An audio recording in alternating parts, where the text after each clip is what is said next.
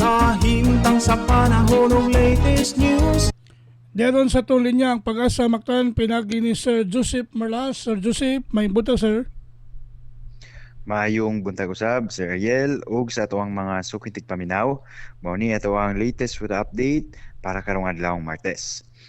Ang ridge o extension aning high pressure area mo ni nagdala og uga nga hangin sa atong nasod labi na diha sa silangang bahin sa northern ug sa central Luzon.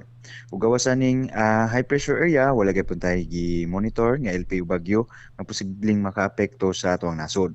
Maong karong adlaw ang tibuok Kabisayaan lakip ng probinsya sa Sugbo makasinati aning fair weather condition o kasarangan ug init nga tempo sa panahon.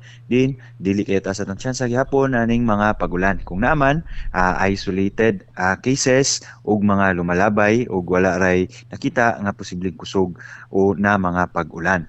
Karong mga orasa wala nakita na mga pagulan diri sa Cebu ingon man diha sa nibiling bahin sa Central Visayas area. Gawas diri sa may easternmost portion sa Bohol, mga light rains lamang nga posibleng mahuman within a few minutes. Ug sa atoang kahimtang sa atong hangin ug kadagatan, ang tibuok Kabisayaan adunay hinay ngadto sa kasarangan nga hangin nga gikan sa silangan ngadto sa aminang silangan ug atoang kadagatan naay gagmay o malinawon ngadto sa kasarangan nga mga pagbalod. Sa sibotong dagat, motaob ni sa alas 2:44 sa hapon nga nagilawmon nga 1.4 meters.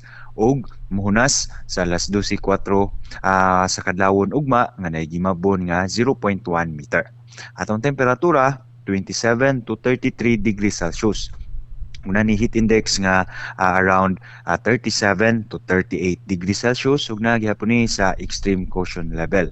Maong di nato kalimtan og mo gawas ta musud sa ato ang trabaho, di nato kalimtan magdala og payong panangga aning init sa adlaw ug mag-inom og daghang tubig. Og atong haring adlaw ni musubang ni sa alas 5:41 sa buntag ug mosalop sa alas 5:55 sa hapon. Watong Philippine Standard Time alas 5:27 na sa buntag. Ug mantong latest diyan diri sa buhatan sa Pag-asa Mactan, Visayas del Oeste, si Joseph Merlas, maayong buntag. Salamat Sir Joseph, may buntag sa Pag-asa. Okay sir. Hello. Sige sir, salamat sir.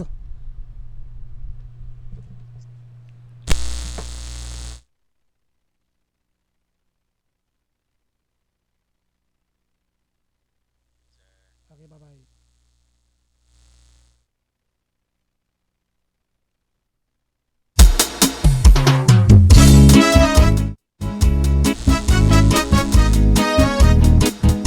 Mga pamukaw, uban kang Cobra in action.